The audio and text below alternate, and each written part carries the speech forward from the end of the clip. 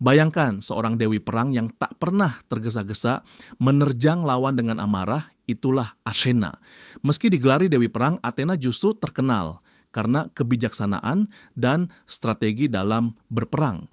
Dalam mitologi Yunani kuno, Athena adalah perwujudan kombinasi kecerdasan dan keberanian. Ia melindungi warga kota dan menuntun para pahlawan dengan akal sehatnya. Berbeda dengan Ares, dewa perang yang identik dengan amarah buta dan kekerasan, Athena selalu menekankan disiplin dan pertimbangan matang. Penonton mungkin heran, bagaimana sosok perang bisa lembut? Ikuti kisahnya dan temukan bahwa pertarungan sengit tak selalu membutuhkan kekejaman. Athena juga dikenal sebagai pelindung kota-kota di Yunani, terutama Athena sendiri, yang konon dinamai berdasarkan namanya. Di dalam lukisan dan patung, ia digambarkan mengenakan baju zirah lengkap dengan helm dan tombak, seringkali ditemani burung hantu. Burung hantu simbol kebijaksanaan, melambangkan penglihatannya yang tajam. Athena memimpin pasukan ke medan perang bukan dengan keganasan, tapi dengan kecerdasan dan nasihat yang baik. Dari sinilah tercetus gambaran dewa perang yang tidak beringas, pahlawan berkalung kilat yang lebih mengandalkan akal ketimbang senjata. Keajaiban Athena sudah terlihat sejak kelahirannya. Alih-alih lahir dari rahim seorang ibu, menurut mitos Athena tumbuh dari kepala Zeus. Kisahnya bermula dari ancaman para dewa. Ramalan berkata bahwa putri Metis, istri Zeus yang tengah hamil, akan melahirkan anak yang kelak menggulingkan ayahnya. Demi mempertahankan kekuasaan, Zeus memutuskan menelan Metis bulat-bulat saat ia masih hamil. Ia berharap bisa menghentikan nasib buruk itu, tapi rencananya malah mendatangkan dahaga yang aneh. Suatu hari Zeus tersengal-sengal karena sakit kepala hebat. Demikianlah dewa Zeus menderita pusing tiada henti. Merasa kasihan, Hephaestus Doliga, dewa api dan pandai besi, menghampiri dan dengan satu ayunan kapaknya membuka kepala ayah para dewa itu. Sontak dari dalam kepala Zeus keluar sosok seorang dewi berperisai lengkap, memegang tombak dan perisai. Dialah Athena, lahir sempurna dalam wujud dewasa. Bayangkanlah, dewi perang muncul sempurna dan berbaju besi tanpa melalui proses kelahiran biasa. Simbolisme cerita ini jelas. Athena benar-benar lahir dari pikiran sang ayah, sehingga ia dikenal sebagai dewi kebijaksanaan agung. Sejak saat itu, Athena menjadi putri kesayangan Zeus, sekaligus satu-satunya anaknya yang lahir tanpa ibu kandung. Keajaiban kelahiran Athena pun dikukuhkan di kuil-kuil kuno, termasuk pada ukiran Parthenon yang menampilkan adegan kelahirannya. Inti dari kisah ini menunjukkan bahwa kekuatan Athena bersumber dari akal dan pengetahuan, bukan darah dan otot semata. Pembukaan kepala Zeus yang tragis justru melahirkan seorang pejuang agung berjiwa tenang, siap menjadi pelindung umat manusia. Pertemuan dua dewa perang, Athena dan Ares, selalu menyajikan kontras menarik. Keduanya memang bertempur untuk manusia, namun caranya jauh berbeda. Ares, putra lain Zeus dan Dewi Hera, digambarkan sebagai personifikasi kekerasan dan keributan dalam peperangan. Ia suka pertumpahan darah dan kekacauan. Sebaliknya, Athena melambangkan strategi dan pertimbangan matang dalam perang. Mitos perang Troya menggambarkan momen ketegangan antara keduanya. Ketika Ares menghujani medan perang dengan amarah yang membabi buta, Dewi Hera dan Zeus pun khawatir. Hera sampai mendesak Zeus. Tidakkah saudara kesal melihat Ares membantai para prajurit Yunani tanpa alis keadilan? Zeus kemudian mengutus Athena untuk menghadangnya. Dalam epik Iliad disebutkan, Zeus memerintahkan, pergilah dan gunakan Athena yang lebih dari dewa manapun sanggup memberi Ares derita pedih. Hasilnya, Athena turun ke medan, tenang namun mematikan, mematahkan kekuatan Ares tanpa gertak. Tindakan ini melambangkan kemenangan akal dan disiplin atas kekerasan liar. Kisah lain menunjukkan Athena lebih memilih memanipulasi taktik daripada bentrokan langsung. Di medan perang, ia lebih sering membimbing para pahlawan seperti Odysseus, Perseus, atau Hercules dengan nasihat dan alat cerdasnya daripada bertarung sendiri. Sementara Ares sering dikisahkan kalah atau melarikan diri dalam pertarungan besar. Di mata orang Yunani kuno, persaingan ini menyiratkan pesan moral. Keberhasilan sejati datang dari akal dan perencanaan, bukan kelimpahan amarah. Bagi penonton modern, perbedaan Athena dan Ares mengingatkan kita bahwa dalam menghadapi konflik, kebijaksanaan lebih berdaya daripada emosi membara. Cerita paling terkenal tentang Athena adalah kontes pamungkas demi kelahiran sebuah kota. Menurut legenda, saat itu Athena dan Poseidon sama-sama ingin menjadi pelindung sebuah kota baru di Attika. Poseidon dewa laut dan gempa, dan Athena bertengkar sengit. Demi mencegah pertikaian berdarah, Zeus turun tangan dengan mengatur lomba. Siapapun yang memberi hadiah terbaik untuk rakyat kota akan menjadi dewa pelindungnya. Pertandingan berlangsung di Akropolis, tempat suci tertinggi kota tersebut. Poseidon maju pertama. Ia mencucukkan trisulanya ke tanah, menciptakan mata air yang memancar. Namun, airnya asin.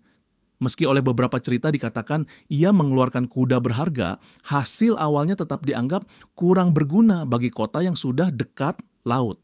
Kemudian tibalah giliran Athena, sang dewi berlutut, memegang tanah dan menumbuhkan sebatang pohon zaitun rimbun hanya dalam hitungan menit. Pohon itu bukan sembarang tanaman. Ia memberi kayu berkualitas tinggi serta buah yang dapat diolah menjadi minyak zaitun, sumber makanan dan ritual penting bagi kehidupan masyarakat. Melihat pohon zaitun sebagai anugerah nyata, Raja Cecrops dan para dewa tanpa ragu menentukan Athena sebagai pemenang. Kemenangan ini lebih dari sekedar lomba hadiah. Athena kemudian memberi nama kota itu sebagai Athena atau Athens sebagai penghormatan atas jabatannya sebagai pelindung. Sementara itu, Poseidon yang kesal bahkan melemparkan kemarahannya dengan memicu banjir besar di beberapa wilayah sebagai bentuk kekecewaan. Kisah ini yang tertuang dalam berbagai mitos menggarisbawahi karakter Athena sebagai dewi budaya dan perdamaian. Ia memberi simbol perdamaian, zaitun, ketimbang senjata. Ini juga menekankan bahwa kepemimpinan kota lahir dari hadiah nyata bagi warganya, bukan kekuatan paksaan. Akropolis, bukti sejarahnya, menjadi tempat bagi kuil-kuil Athena yang megah. Sedangkan festival Panathenaia diperingati untuk merayakan dewi ini menegaskan warisannya sebagai pelindung peradaban. Tidak semua kisah tentang Athena berakhir manis. Walau bijaksana, ia juga memiliki sisi tegas yang kadang kejam. Dua kisah terpopuler yang menunjukkan sisi gelap Athena adalah kutukan terhadap Medusa dan Arachne. Medusa awalnya adalah seorang wanita cantik yang melayani Athena. Namun ketika Poseidon memperkosanya di kuil Athena, dewi ini murka. Sebagai hukuman, Athena mengubah rambut Medusa menjadi ular berbisa dan membuat siapapun yang menatap wajahnya berbalik menjadi batu. Versi lain, seperti yang dicatat oleh pujangga Ovid, menyebut ini sebagai kutukan Athena setelah melihat tindakan Poseidon di kuilnya. Hasilnya, Medusa berubah menjadi Gorgon yang mengerikan. Walau terkesan kejam, tindakan ini mencerminkan penghormatan Athena terhadap kesuciannya. Siapapun yang melanggar sumpah kedirian atau tempat sucinya akan menghadapi murka dewi. Kisah Arachne lebih mengarah pada kesombongan. Seorang perempuan muda Arachne berani menantang Athena dalam lomba menenun kain karena bangga akan kemampuannya. Saat Arachne menang, Athena yang marah menghancurkan tenunan Arachne dan mengubahnya menjadi laba-laba. Ini menandakan bahwa walau Athena adalah dewi seni dan kerajinan, termasuk menenun, ia tidak mentolerir kesombongan. Kedua cerita mengajarkan nilai pelajaran moral, menghormati peraturan suci, dan tidak bersikap sombong. Bahkan Dewi sekaliber Athena menerapkan hukuman tegas untuk melindungi martabat kerajaannya. Bagi penonton masa kini, kisah ini memancing refleksi. Kebijaksanaan besar juga memiliki tepi tajamnya. Athena mengingatkan kita bahwa kehormatan dan kerendahan hati adalah bagian tak terpisahkan dari kebijaksanaan sejati. Warisan Athena menjalar jauh melampaui kisah mitologisnya. Sebagai dewi yang berakar dari kebijaksanaan dan perlindungan kota, banyak simbol yang melekat padanya dan peradaban. Burung hantu misalnya adalah hewan keramat Athena, lambang penglihatan dan pengetahuan yang cermat dalam kegelapan. Pohon zaitun yang ia ciptakan pun menjadi simbol perdamaian, kesejahteraan, dan penghidupan. Tak kalah penting, Athena sering digambarkan dengan perisai Aegis yang bertengger kepala Medusa di dadanya, melambangkan pelindung yang menakutkan bagi musuh. Semua simbol ini, burung hantu, zaitun, ular, dan kepala Gorgon, menekankan dua sisi Athena, lembut dalam melindungi, namun menakutkan bagi yang tak menghormatinya. Tak hanya simbol fisik, nama dan kisah Athena mewariskan nilai-nilai demokrasi dan kebudayaan. Sejak zaman Renaissance, Athena sering dijadikan lambang kebebasan, demokrasi, dan pembelajaran. Seniman barat kerap menggunakan citra Athena Minerva untuk menggambarkan kebijaksanaan dan kebebasan berpikir. Misalnya di Athenae klasik terdapat Parthenon, kuil megah sebagai pusat pemujaan Athena, dan festival Panathenaia yang merayakan persatuan warga kota di bawah dewinya. Dalam kehidupan sehari-hari pun, Athena hadir sebagai inspirasi. Dari ragam monumen, karya seni, hingga instansi institusi modern yang menggunakan nama Minerva, nama Romawi Athena, semangatnya tetap hidup. Perusahaan, sekolah, bahkan mahkamah di beberapa negara sering memakai lambang Athena untuk menegaskan cita-cita kebijaksanaan dalam kekuasaan. Pendek kata, warisan Athena adalah akal budi. Ia mewariskan gagasan bahwa keberanian dan ilmu pengetahuan saling melengkapi. Bagi penonton masa kini, melihat jejak Athena mengingatkan kita untuk menghadapi tantangan dengan pikiran jernih. Seperti Athena memaknai peperangan sebagai alun strategi, kita diajak memaknai konflik dalam hidup sebagai tugas untuk menggunakan logika dan empati, bukan kekerasan.